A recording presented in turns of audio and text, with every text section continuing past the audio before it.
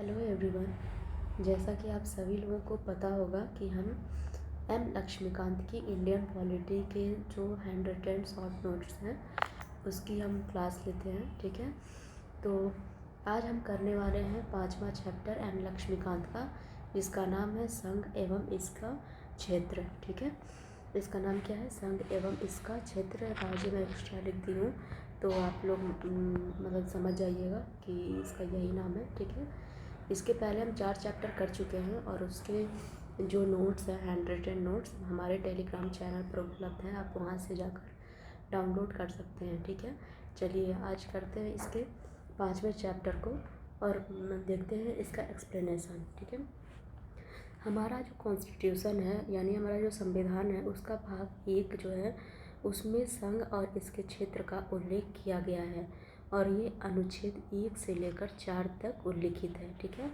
कौन सा भाग है? भाग 1 और अनुच्छेद 1 से 4 तक। ठीक है, अनुच्छेद 1 जो है अब मतलब राज्यों का संघ। अब चलिए इसके बारे में बात करते हैं। तो अनुच्छेद 1 में कहा गया है इंडिया यानी भारत जो है राज्यों का समूह के बजाय राज्यों का संघ होगा। ठीक है, ये व्यवस्था जो है 2 बातों को स्पष्ट करती है कि ये राज्यों का समूह नहीं है बल्कि क्या है? राज्यों का संघ है। ये 2 बातों को स्पष्ट करती है। एक है देश का नाम और दूसरा है राज पद्धति का प्रकार। कैसे? संविधान सभा देश के नाम को लेकर किसी तरह का कोई मतैक्य नहीं था, मतलब उन लोगों में एक मत नहीं था संविधान सभा में कि देश का नाम क्या होना चाहिए। कुछ सदस्यों ने सलाह दी कि इसके परंपरागत नाम यानी भारत, और कुछ ने सलाह दी कि इसके आधुनिक नाम को यानी इंडिया की वकालत की। इस तरह संविधान सभा ने दोनों को स्वीकार किया, जो कि है इंडिया, जो कि भारत है। ठीक है, इंडिया यानी कि भारत। दूसरे देश को संघ बताया गया है, दूसरा जो है संघ बताया गया है। यद्यपि संविधान का ढांचा संघीय है, फिर भी डॉक्टर BR अम्बेडकर के अनुसार राज्यों का संघ उक्ति को संघीय राज्य के स्थान पर महत्व देने के 2 कारण हैं। ठीक है, जो संघीय राज्य के स्थान पे हम क्या बोलते हैं? राज्यों का संघ। और राज्यों का संघ बोलने का हमारे संविधान में 2 कारण है। पहला, भारतीय संघ राज्यों के बीच कोई समझौते का परिणाम नहीं है। ठीक है, जैसा कि अमेरिका में है। अमेरिका जो है, अमेरिका में जो राज्य हैं उनके बीच समझौता हुआ है, लेकिन भारतीय संघ जो है राज्यों के बीच में समझौते का परिणाम नहीं है। ठीक है, दूसरा है राज्यों का संघ से विभक्त होने का कोई अधिकार नहीं है। ठीक है, यह संघ है, यह विभक्त नहीं हो सकता, विभक्त नहीं होगा। ठीक है, पूरा देश एक है जो विभिन्न राज्यों में प्रशासनिक सुविधा के लिए बटा हुआ है। ठीक है, अनुच्छेद 1 जो है भारतीय क्षेत्र को 3 श्रेणियों में बांटता है। पहला राज्यों का क्षेत्र, दूसरा संघ क्षेत्र, तीसरा ऐसे क्षेत्र जिन्हें किसी भी समय भारत सरकार द्वारा अधिगृहित किया जा सकता है। ठीक है, अगर आपसे पूछे आर्टिकल 1 भारतीय क्षेत्र को कितनी श्रेणियों में बांटता है तो आपको पता होना चाहिए 3 श्रेणियों में। ठीक है, पहला प्रश्न ये बन जाता है। दूसरा ये हो जाता है हमारा जो संविधान है उसमें संघीय राज्य के स्थान पर राज्यों का संघ कहा गया है, इसका क्या तात्पर्य है? अगर 2 स्टेटमेंट दे दे तो आपको आपके दिमाग में ये होना चाहिए कि हमारा जो राज्य है राज्यों के बीच मतलब कोई समझौता का परिणाम नहीं हमारा संघ, और दूसरा जो राज्य है उनका संघ से विभक्त होने का कोई अधिकार नहीं है। ठीक है, यहाँ तक आप लोग समझ गए हैं। चलिए आगे बढ़ते हैं। राज्य एवं संघ शासित राज्यों के नाम उनके क्षेत्र विस्तार को संविधान की पहली अनुसूची में बताई गई है। क्या चीज़? राज्यों एवं यूटीज के नाम और उनके क्षेत्र विस्तार का वर्णन हमारे पहली अनुसूची में की गई है। ठीक है, वर्तमान में 28 राज्य और 8 केंद्र शासित प्रदेश हैं। ठीक है, राज्यों के संदर्भ में संविधान के उपबंध की व्यवस्था सभी राज्यों में समान रूप से लागू है। ऐसा नहीं है कि किसी राज्य के लिए अलग हो और किसी राज्य के लिए अलग हो, लेकिन फिर भी जो भाग 21 है हमारे संविधान का कुछ राज्यों के लिए विशेष उपबंध का प्रावधान करता है। ठीक है, वो कौन से राज्य हैं? महाराष्ट्र, गुजरात, नागालैंड, असम, मणिपुर, आंध्र प्रदेश, तेलंगाना, सिक्किम, मिजोरम, अरुणाचल प्रदेश, गोवा, कर्नाटक। हाल के दिनों में आप न्यूज़ में देखे होंगे कि बिहार के लिए भी स्पेशल ट्रीटमेंट की डिमांड काफ़ी हो रही थी कि बिहार को भी स्पेशल ट्रीटमेंट दी जाए, ठीक है। तो इन राज्यों को अगर छोड़ दें तो सभी राज्यों के लिए जो हमारे कानून हैं वो समान है, ठीक है। चलिए आगे बढ़ते हैं। जो पाँचवीं एवं छठी अनुसूचियों में क्या है, राज्य के भीतर अनुसूचित एवं जनजाति क्षेत्रों के प्रशासन की उपबंध की गई है, ठीक है। मतलब इनके लिए थोड़ा सा अलग ट्रीटमेंट है। पाँचवीं और छठी अनुसूची में क्या किया, राज्य के भीतर SC मतलब अनुसूचित जाति और अनुसूचित जनजाति क्षेत्रों के प्रशासन का उपबंध किया गया है, ठीक है। उल्लेखनीय है कि भारत के क्षेत्र भारत का संघ से ज़्यादा व्यापक अर्थ समेटे हुए हैं। भारत का जो क्षेत्र है वो भारत संघ से ज़्यादा व्यापक अर्थ है, क्योंकि बाद वाले में सिर्फ क्या है, राज्य शामिल है। ये जो भारत का संघ है इसमें केवल राज्य शामिल है, जबकि भारत के क्षेत्र में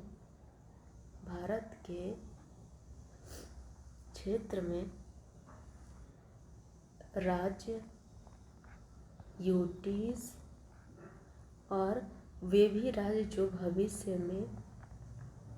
भविष्य में अधिग्रहित किया जा सकता है भारत द्वारा, वो सब इसमें शामिल है। जबकि इसमें जो राज्य हमारे हैं केवल वही शामिल है भारत के संघ में। लेकिन भारत के क्षेत्र में कौन कौन से राज्य हैं, यूटीज हैं, और भविष्य में अगर भारत किसी क्षेत्र को अपनाता है तो वो क्षेत्र भी इसमें शामिल है भारत के क्षेत्र में। तो व्यापक अर्थ किसका है, भारत का क्षेत्र, ना कि भारत का संघ, ठीक है। संघीय व्यवस्था में राज्य इसके सदस्य हैं और केंद्र के साथ शक्तियों के बंटवारे के हिस्से हैं।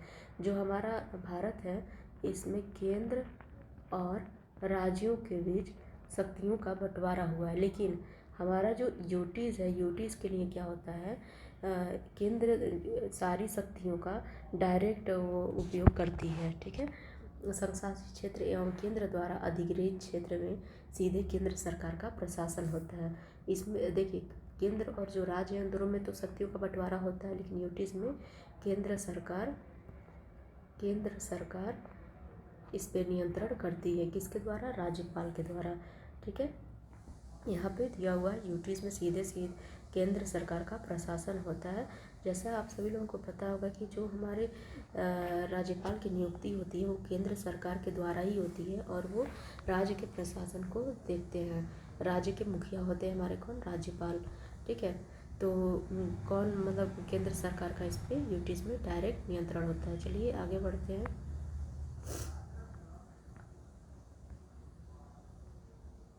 जैसा कि आप सभी लोगों को पता होगा कि एक भारत एक संप्रभु राज्य है।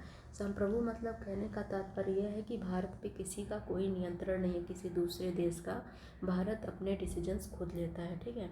इसके तहत विदेशी क्षेत्र का अधिग्रहण भी कर सकता है।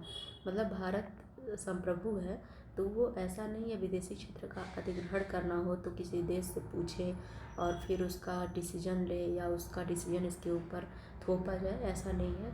भारत मतलब अंतर्राष्ट्रीय कानूनों के तहत विदेशी क्षेत्र का अधिग्रहण कर सकता है। उदाहरण के लिए सत्तांतरण यानी कि संधि के अनुसार खरीद, उपहार या लीज, व्यवसाय जिसे अभी तक किसी मान्य शासक ने अधिग्रहित न किया हो, जीत या हराकर उसे अपने क्षेत्र में शामिल कर सकता है, ठीक है।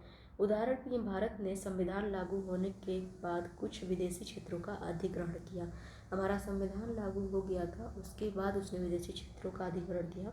उसमें मुख्य हैं दादर और नागर हवेली, दमन एवं दीव, पुडुचेरी और सिक्किम, ठीक है। इसका क्या हुआ, जब हमारा संविधान लागू हो गया था उसके बाद ये अधिग्रहित किया। इसको आगे चल के आप डिटेल में देखेंगे इसी चैप्टर में। अभी के लिए केवल जितना पढ़ा रही हूँ उतना आप लोग ध्यान में रखिए, ठीक है। अनुच्छेद 2 में संसद को ये शक्ति दी गई है कि संसद विधि द्वारा, ठीक है, ऐसे निबंधनों और शर्तों पर जो वह ठीक समझे संघ में नए राज्यों का प्रवेश उनकी स्थापना कर सकेगी। इस तरह अनुच्छेद 2 है जो है संसद को 2 शक्तियाँ प्रदान करता है। 2 प्रकार की शक्तियाँ ये अनुच्छेद 2 संसद को प्रदान करता है। पहला है नए राज्य को भारत संघ में शामिल करने की, और दूसरा नए राज्यों को गठित करने की शक्ति। ठीक है, अब देखिए पहली जो शक्ति है ये उन राज्यों के प्रवेश को लेकर है जो पहले से अस्तित्व में है। ठीक है, ये पहले से अस्तित्व में है, उन राज्यों को संघ में शामिल करने की शक्ति। ठीक है, जबकि दूसरी शक्ति जो है नए राज्यों को जो कि अस्तित्व में नहीं है,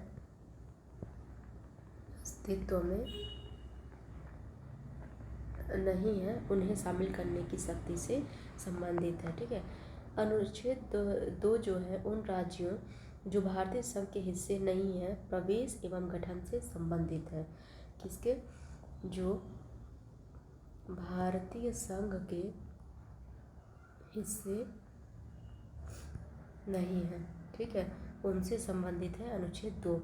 ठीक है, दूसरी ओर अनुच्छेद 3 जो है, अनुच्छेद 3 भारतीय संघ के नए राज्यों के निर्माण या वर्तमान राज्यों में परिवर्तन से संबंधित है। दूसरे शब्दों में अनुच्छेद 3 जो है भारतीय संघ के राज्यों के पुनर्सीमन की व्यवस्था करता है। यानी जो भारतीय क्षेत्र के राज्य हैं उनके पुनर्सीमन की व्यवस्था कौन करता है? आर्टिकल 3। आर्टिकल 2 के बारे में बता दी हूँ। आर्टिकल 3 को हम डिटेल से देखते हैं कि राज्यों के पुनर्गठन संबंधी संसद की शक्तियाँ क्या क्या हैं, उनको देखते हैं। ठीक है, आर्टिकल 3 के अंतर्गत किसी राज्य में से उसका राज्य क्षेत्र अलग करके अथवा 2 या अधिक राज्यों को या राज्यों के भागों को मिलाकर अथवा किसी राज्य क्षेत्र को किसी राज्य के भाग में मिलाकर नए राज्य का निर्माण कर सकती है कौन? संसद। ठीक है, समझ में आ गया। दूसरा जो है किसी राज्य के क्षेत्र को बढ़ा सकती है, उसके क्षेत्र को घटा सकती है, राज्य की सीमाओं में परिवर्तन कर सकती है या उसके नाम में परिवर्तन कर सकती है।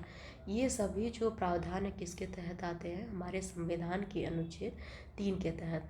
ठीक है, हमारा जो संविधान का अनुच्छेद 2 और 3 है ये बहुत ही महत्वपूर्ण है, मोस्ट इम्पॉर्टेंट है। ठीक है, आप लोग इसको ज़रूर ध्यान रखिएगा और इसको एकदम दिमाग में बैठा लीजिएगा। ठीक है, हालांकि इस संबंध में अनुच्छेद 3 में 2 शर्तों का उल्लेख किया गया है। एक है कि ऐसा उपरोक्त परिवर्तन से संबंधित कोई अध्यादेश जो है राष्ट्रपति की पूर्व मंजूरी के बाद ही संसद में पेश किया जाएगा। ठीक है, और दूसरी क्या है कि संस्तुति से पूर्व राष्ट्रपति उस अध्यादेश को राज्य के विधानमंडल, जो संबंधित राज्य है उसके विधानमंडल का मत जानने के लिए भेजता है। ठीक है, यह मत निश्चित समय सीमा के भीतर दिया जाना चाहिए। इसके अतिरिक्त संसद की नए राज्यों का निर्माण करने की शक्ति में किसी राज्य या संघ क्षेत्र के किसी भाग को किसी अन्य राज्य या संघ क्षेत्र में मिलाकर अथवा नए राज्य या संघ क्षेत्र में मिलाकर अथवा नए राज्य या संघ क्षेत्र का निर्माण सम्मिलित है। ठीक है, राष्ट्रपति जो है वो राज्य विधानमंडल का मत मानने के लिए बाध्य नहीं है, वो उसको स्वीकार या अस्वीकार कर सकता है, भले ही उसका मत समय पर आ गया हो। मतलब अगर उसको राज्य विधानमंडल का मत समझ में आए तो स्वीकार करेगा या नहीं स्वीकार करेगा, इसके लिए ये बाउंड नहीं है कौन? राष्ट्रपति, लेकिन ये भेजेगा जरूर उनका मत जानने के लिए। ठीक है, ये दोनों ये जो उपबंध है ये इम्पॉर्टेंट है। ठीक है, संशोधन संबंधी अध्यादेश के संसद में आने पर हर बार राज्य विधानमंडल के लिए नया संदर्भ बनाना जरूरी नहीं है कि अगर वो कोई सजेशन देते हैं ऐसा हो और ऐसा राष्ट्रपति नहीं चाहते हैं तो भी वो पारित हो सकता है। जो संशोधन है उसमें फिर से नया कुछ चेंज करके बनाने की उसको ज़रूरत नहीं है राज्य विधानमंडल का मत जानने के लिए। ठीक है, संघ क्षेत्र के मामले से संबंधित विधानमंडल के संदर्भ की कोई आवश्यकता नहीं होती है। जो यूटीज़ हैं उसके मामले में कोई उचित नहीं, वो जरूरी नहीं होता है कि उनका विधानमंडल का मत जानने के लिए वहाँ पे उस संशोधन को भेजा जाए। ठीक है, संसद जब उचित समझे स्वयं कदम उठा सकती है। ठीक है, इसमें संसद का निर्णय महत्वपूर्ण होता है, ना कि इसके विधानमंडल का। ठीक, चलिए आगे बढ़ते हैं। इस तरह ये देख सकते हैं हम कि संविधान संसद को ये अधिकार देता है कि वह नए राज्य बनाने, उसमें परिवर्तन करने, नाम बदलने या सीमा परिवर्तन के संबंध में बिना राज्यों की अनुमति के कदम उठा सकती है। ठीक है, मतलब ऐसा नहीं है राज्यों की अनुमति इम्पॉर्टेंट हो, राज्यों की अनुमति के बिना भी कदम उठा सकती है। दूसरे शब्दों में संसद अपने अनुसार भारत के राजनीतिक मानचित्र का पुनर्निर्धारण कर सकती है। किसका? राजनीतिक मानचित्र का। यहाँ पे ध्यान देने योग्य बात यह है कि ये भौगोलिक मानचित्र की बात नहीं कर रहा है। ठीक है, इसमें आप लोग कंफ्यूज मत होइएगा, ये केवल किसकी बात कर रहा है? राजनीतिक मानचित्र की, ना कि भौगोलिक मानचित्र की। ठीक है,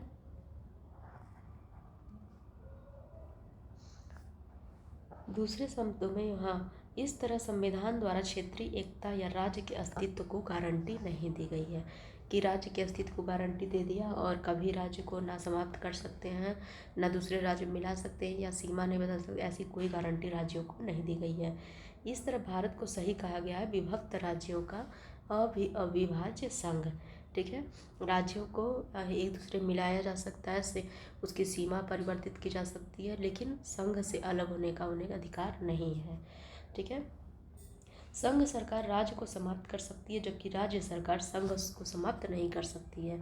संघ जो है ये राज्य को समाप्त कर सकती है, लेकिन जो राज्य है वो संघ सरकार को समाप्त नहीं कर सकती। ठीक है, ये समाप्त कर सकती है। ठीक है, समझ गए आप। दूसरी तरफ अमेरिका में क्षेत्रीय एकता या राज्यों के अस्तित्व को संविधान द्वारा गारंटी दी गई है। ठीक है, राज्यों के अस्तित्व को संविधान द्वारा क्या की गई है? गारंटी दी गई है। कहाँ पे? अमेरिका में। अमेरिकी संघीय सरकार ने नए राज्यों का निर्माण या उनकी सीमाओं में परिवर्तन बिना संबंधित राज्यों की अनुमति के नहीं कर सकती।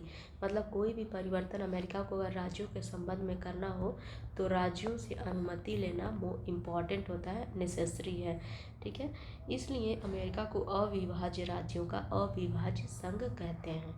ठीक है, मतलब राज्य विभाजित नहीं हो सकते हैं, लेकिन संघ भी इसके साथ साथ विभाजित नहीं होगा, लेकिन राज्य जो हैं वो बहुत इम्पोर्टेंस रखते हैं अमेरिका के मामले में।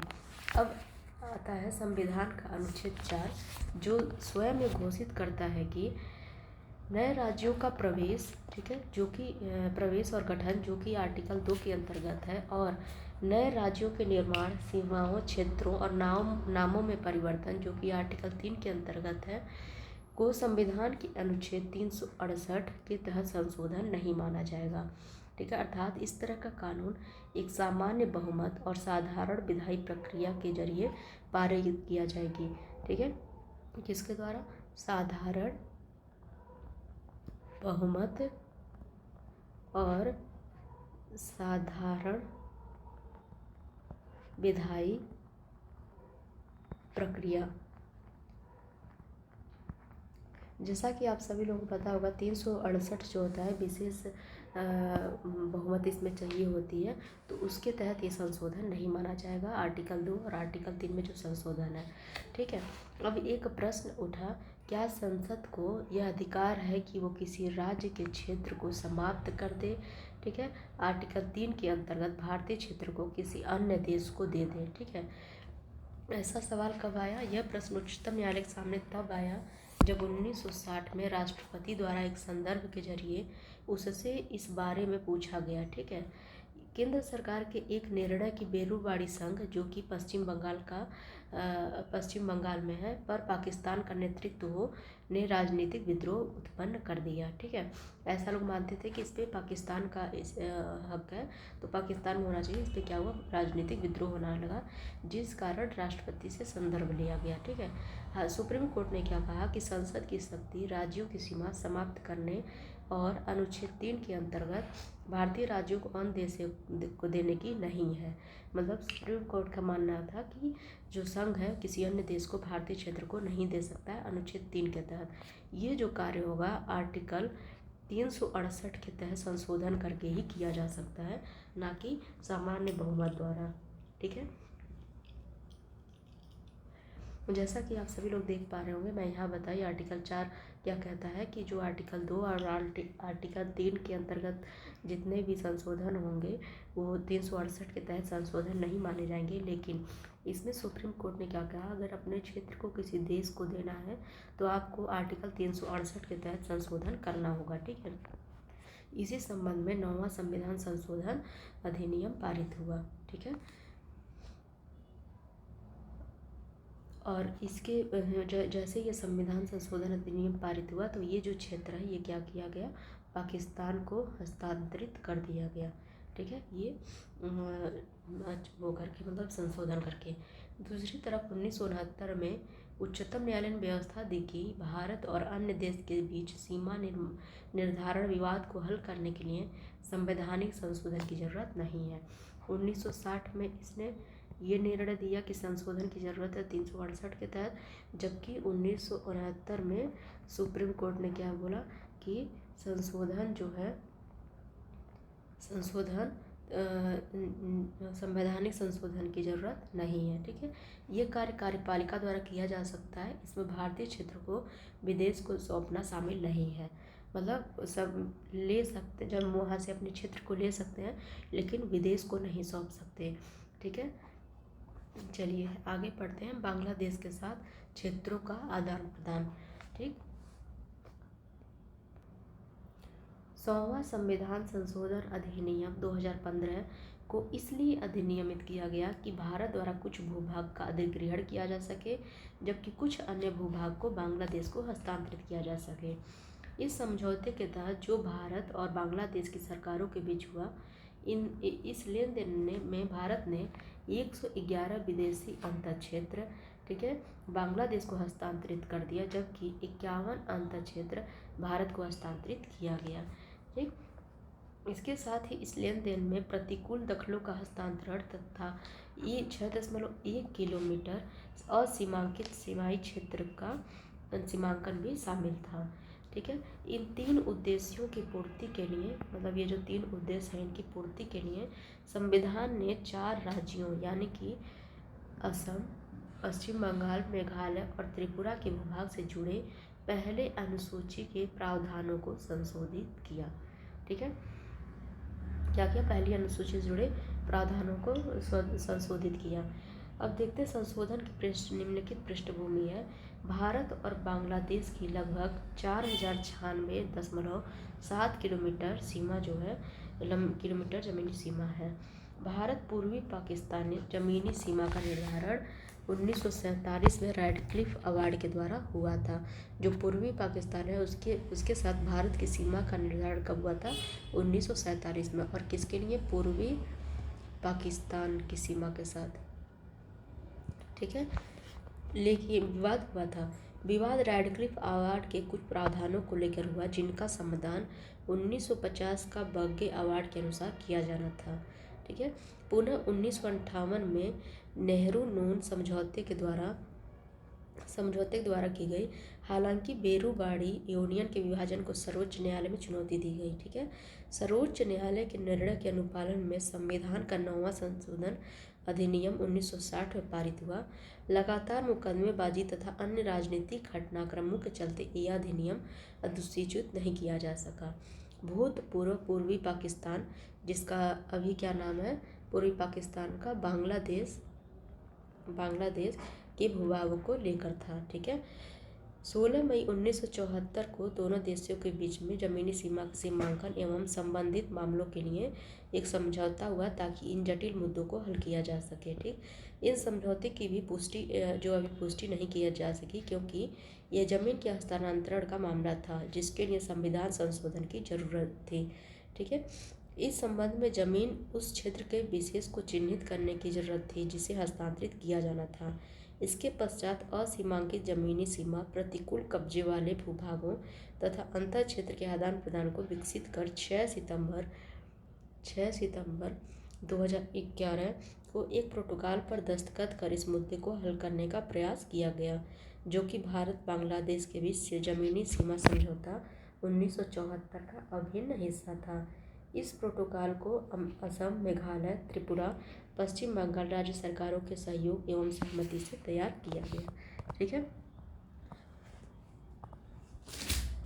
ये 5वें चैप्टर का अभी तक का हमने हिस्सा देखा, ठीक है। अभी ये पूरा नहीं हुआ है, ये आधा ही अभी कंप्लीट हुआ है, और इसके अगले पार्ट को हम अगर कल के लेक्चर में देखेंगे। और ये जितने भी मैं पढ़ाई हूँ इसमें जितने भी पॉइंट्स हैं सारे इम्पॉर्टेंट हैं, तो आप लोग इसको ध्यान से पढ़िएगा और नोट्स भी बनाते चलिएगा।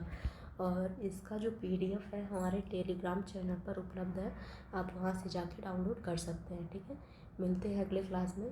धन्यवाद।